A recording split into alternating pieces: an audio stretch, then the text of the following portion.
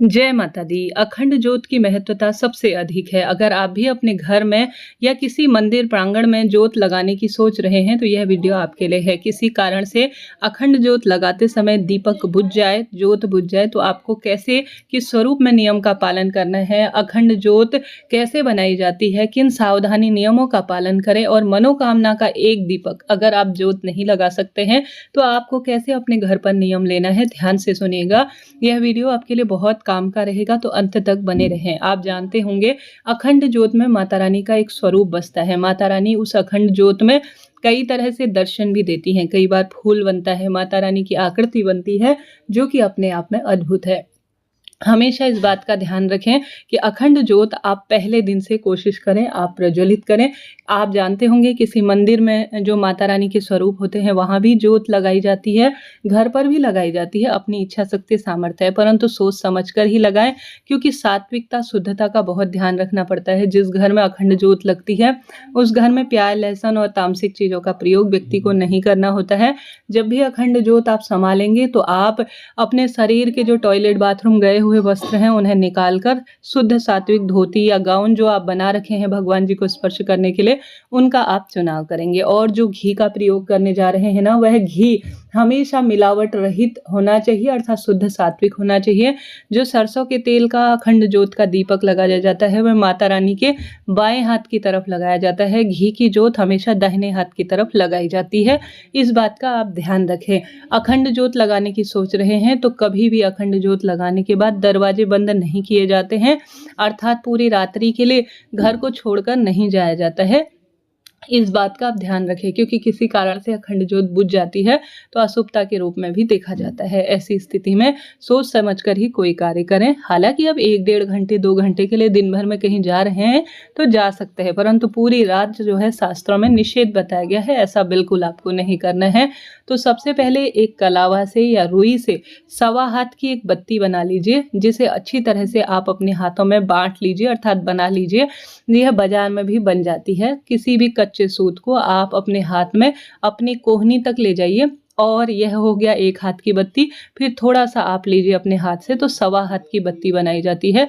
इसे स्वरूप जो है दिया जाता है बत्ती का। फिर आपके पास जिस तरह की भी दीपक हो, कई कांसे का, मिट्टी का लेते हैं या बाजार में जो है तांबे का भी मिल जाता है, स्क्रीन पर देख पा रहे हैं।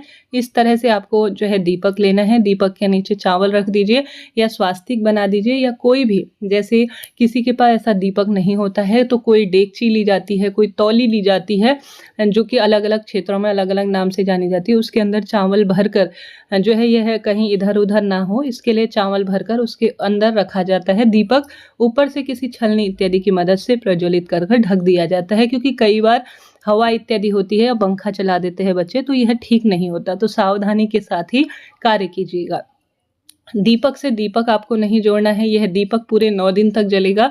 इस बात का आप ध्यान रखें। किसी कारण से अगर आप दीपक को सही कर रहे हैं, उसमें जो लौ लगी हुई है उस बत्ती को अगर आप सही कर रहे हैं तो आप सभी उसके स्थान पर, आपको लगता है कि यह जो मुख्य बत्ती है, जो दीपक है, जो अखंड ज्योत है वह बुझ सकती है, तो आप उसके साथ में एक छोटा सा दीपक लगा लीजिए जिसका प्रतिबिंब दीपक माना जाता है। उसके स्थान पर वह दीपक जलता रहेगा तो आप सभी का जो अखंड दीप है वह खंडित नहीं माना जाएगा। कहने का अर्थ है मुख्य बिंदु में जो मुख्य अखंड ज्योत है वह किसी कारण से आपको लग रहा है भभक रही है, इसको मैं साफ करते हुए बुझ सकता है, तो ऐसी स्थिति में उसका प्रतिरूप अर्थात एक अखंड दूसरा छोटा सा दिया साथ के साथ आपको जलाकर रख लेना है और उसे सही कर लेना है। अगर वह सही करते हुए किसी कारण से बुझ जाता है तो फिर दोष नहीं लगता है, ठीक है। तो आप सभी कभी भी इस चीज को दिक्कत में ना लें, टेंशन ना करें। किसी कारण से बुझ भी जाता है तो साथ में एक छोटा प्रतिरूप दीपक लगेंगे तो कोई दोष नहीं लगेगा, ठीक है। और कभी ऐसा हो गया कि चूहे आकर गिरा गए, हवा से बुझ भी गया, तो मन में चिंता टेंशन बिल्कुल नहीं। मात्र स्वरूप है माता रानी। डर चिंता कर कर भक्ति नहीं, खुश प्रसन्न होकर अपनी इच्छा अनुसार आप भक्ति कीजिएगा, कोई दिक्कत नहीं होती है। इसके साथ साथ आप सभी को इस बात का ध्यान रखना है कि आप सभी जो माता रानी है उन्हें सात्विक चीज़ों का ही भोग लगाएं।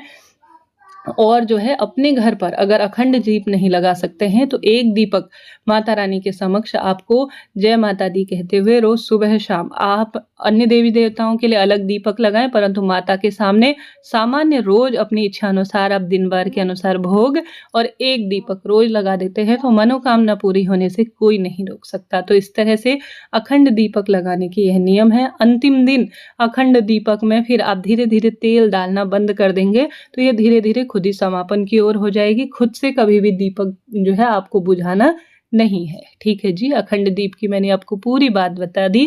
कोई फिर भी प्रश्न हो तो पूछें, आपका अपना चैनल है।